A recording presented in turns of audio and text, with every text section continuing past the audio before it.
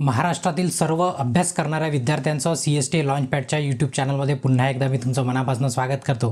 तर आजचं हे सेशन महत्त्वाचा अपडेट आहे जो 23 तारखेला तुम्हाला ऑलरेडी मिळालेला आहे, पण त्यामध्ये थोडासा इश्यू आहे। इश्यू म्हणजे कसा की थोडासा काही विद्यार्थ्यांना प्रश्न आहे, कारण की काय की एका विद्यार्थ्याने कोणी 2 फॉर्म भरले आहे, कोणी 3 फॉर्म भरले आहे आणि कोणी 5 फॉर्म भरले आहे, असे पण आपल्याकडे काही विद्यार्थी आहेत। मग आता त्यांनी काय केलं पाहिजे किंवा काय करावं त्याविषयी आपण आजच्या सेशनमध्ये डिस्कशन करणार आहे, जे की सर्वात महत्त्वाचं आहे असं पण आपण म्हणू शकतो।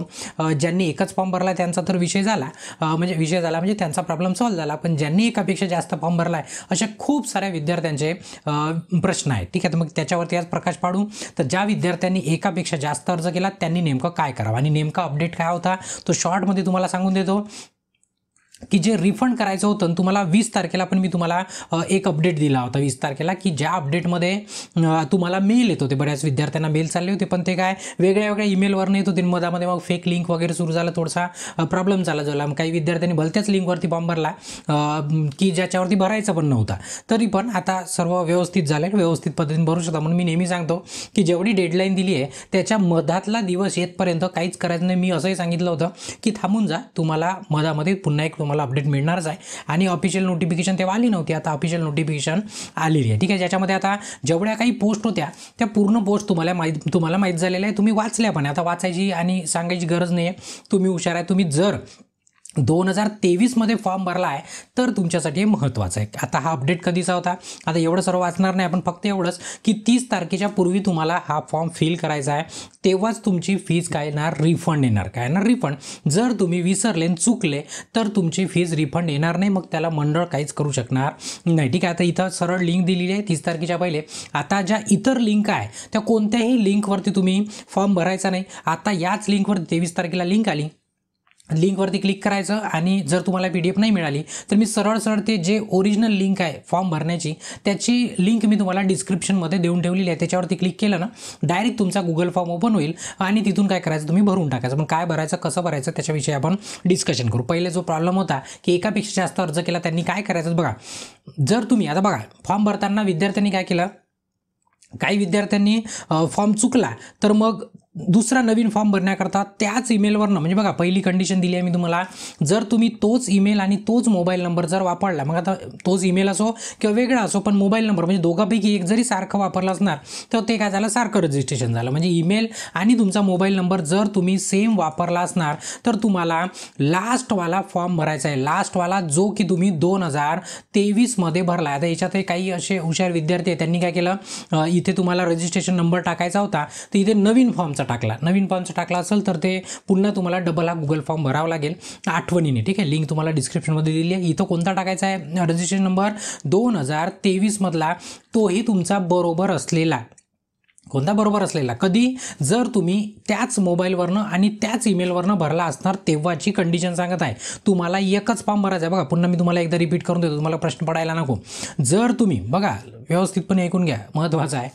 जर तुम्ही त्याच मेलनी, म्हणजे बघा फॉर्म चुकला तुमचा पहिला असो दुसरा असो की 10 फॉर्म भरले असो काही असो, जर तुम्ही त्याच ईमेल आणि त्याच मोबाईल नंबरवरनं जर तुम्ही फॉर्म म्हणजे भरला असणार तर तुम्हाला नवीन रजिस्ट्रेशन मिळाला आणि जो शेवटाचा होता तो तुमचा बरोबर होता, तर तुम्हाला तोच बरोबरवाला शेवटचा रजिस्ट्रेशन नंबर एंटर करायचा आहे आणि तुम्हाला गुगल फॉर्म एकचदा भरायचा आहे। गुगल फॉर्म कितीदा भरायचा आहे, एकचदा, लास्टचा फॉर्म, आणि फक्त एकदा फॉर्म भरायचा आहे, तोही करेक्ट होता तो 2023चा रजिस्ट्रेशन नंबर टाकायचा आहे। पटलं इतकं।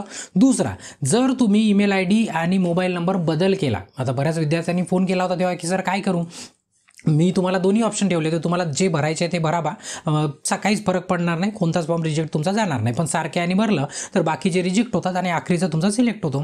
पण मग काही विद्यार्थ्यांना म्हणजे शंका होती, तर त्यांना मी हेही सांगितलं की तुम्ही वेगळा ईमेल आणि वेगळा मोबाईल नंबर वापरा।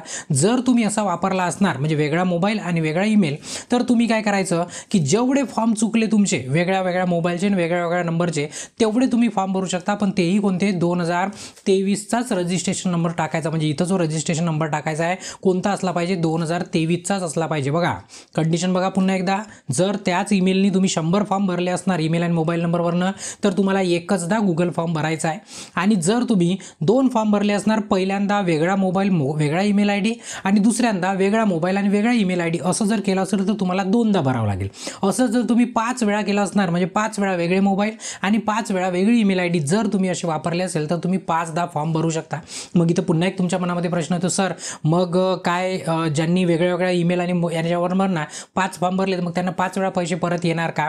मी म्हणजे आमच्या टीमनी विचारून एका दोघांकडून, मी एक नाही आम्ही 2-4 जणांना मिळून आम्ही ते काम करत असतो, तर आम्ही कन्फर्म करून घेतलं की त्यांचं म्हणणं आहे की तुम्ही इथं जरी वेगवेगळ्या नंबरवरनं एकाच नावाने 4 फॉर्म भरले असणार एकाच पोस्टसाठी, तर तुम्हाला एकाच पोस्टचे पैसे एकच पैसे परत येणार, तुम्ही 4 पैसे परत येणार नाही. पण माझं असं सजेशन आहे, मला तरी असं वाटते की तुम्ही जर वेगळा ईमेल आणि वेगळा मोबाईल नंबर वापरला असणार तर तुम्ही 2दा भरला असाल तर 2दा गुगल फॉर्म भरा. मग दोन्हीदा गुगल फॉर्म भरताना इथे जो तुम्ही रजिस्ट्रेशन नंबर टाकाल तो कसा राहील तुमचा, डिफरंट राहील. डिफरंट म्हणजे कसा राहील, वेगळा राहील. म्हणजे पहिल्यांदा बाकीचा कंटेंट राहील, तुमचा रजिस्ट्रेशन नंबर वेगळा राहील, वेगळा ईमेल वेगळा मोबाईलसाठी. पुन्हा दुसऱ्यांदा भरा, वेगळा रजिस्ट्रेशन नंबर वेगळा ईमेल वेगळा मोबाईल नंबर राहील. बरोबर आहे. म्हणजे असे तुम्ही 10 फॉर्म भरले असेल तर 10 वेळा तुम्हाला गुगल फॉर्म भरून टाका, म्हणजे जेणेकरून जर त्यांची इच्छा झाली तर तुम्हाला तेवढे पण फीज रिफंड देतील. पण same mobile number same email I D असली तर तुम्ही एकचदा फॉर्म भरायचा आहे, तोही शेवटचा जो बरोबर होता तो. तुम्ही पहिल्याचा चुकलेला भराल ना तो ऑलरेडी रिजेक्शनमध्ये गेलेला आहे.